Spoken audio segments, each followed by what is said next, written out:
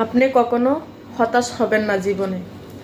আপনার জীবনে অনেক দুঃখ কষ্ট আসতেই পারে, তার মানে এ না যে কি আপনি ভেঙে যাবেন, আপনার মন খারাপ হয়ে থাকবে, আপনি সব কিছু মানে নিজের উপরে দুঃচাপাই দিবেন যে আমার দ্বারা এটা হবে না, আমি কিভাবে করব। হ্যাঁ, এগুলি বলবেন না।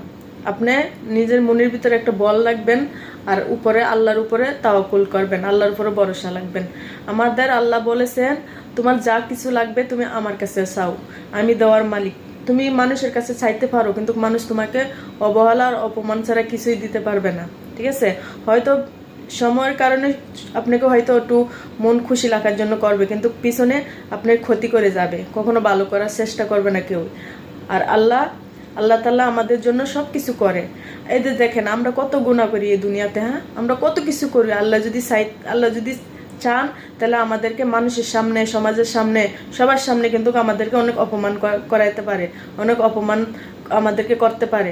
আমাদের যত গোপন খারাপ কাজ আছে, যত আমাদের অবৈধ কাজ আছে, এগুলি কিন্তু আল্লাহ মানুষের সামনে আমাদেরকে একদম জানাই দিতে পারে। ঠিক আছে, কিন্তু আল্লাহ চায় না সেটা। কেন? আল্লাহ অনেক ভালোবাসে আমাদেরকে, অনেক অনেক বেশি, মানে আপনার বলার বাইরে অনেক বেশি ভালোবাসে।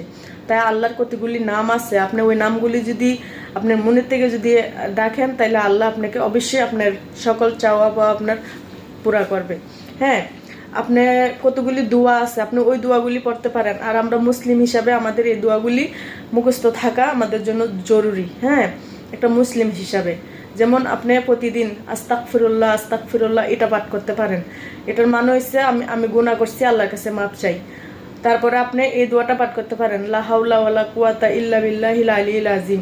এটা হচ্ছে আমি আল্লাহর কাছে পানা চাই, আল্লাহর কাছে আমি রিজিক চাই, আল্লাহর কাছে আমি বিপদের থেকে মুক্তি চাই। অনেক কিছু এটার মাধ্যমে ফজিলত আছে। ঠিক আছে, এগুলি আপনি প্রতিদিন যদি নিয়ম মতন পাঠ করেন, তাহলে আপনার রিজিকের কখনো কম হবে না। আপনার গায়েবী রিজিক আসবে, গায়েবী আপনার মানে আপনার সবকিছু আসবে। ঠিক আছে, গায়েবী হিসাবে আপনি বুঝতেই পারবেন না আপনার কোথা থেকে এত কিছু আপনার হয়েছে। কেন?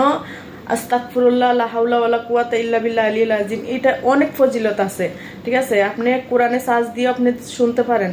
ঠিক আছে, এগুলি নিয়ম মতন পাঠ করবেন। আর আমরা মুসলিম হিসাবে এগুলো আমাদের জানা অনেক দরকার। ঠিক আছে, আপনি প্রতিদিন পাঠ করবেন, আপনি গাড়িতে যান, আপনার সময় আছে, এগুলি আপনি পাঠ করবেন মনে মনে বসে বসে। তো আপনারা যদি ভালো ভালো কোরআনের কথা শুনতে চান, দোয়া দরুদ শিখতে চান, তাহলে আমার ভিডিওর সাথে থাকেন, চ্যানেলটা সাবস্ক্রাইব করে রাখেন। আল্লাহ হাফিজ।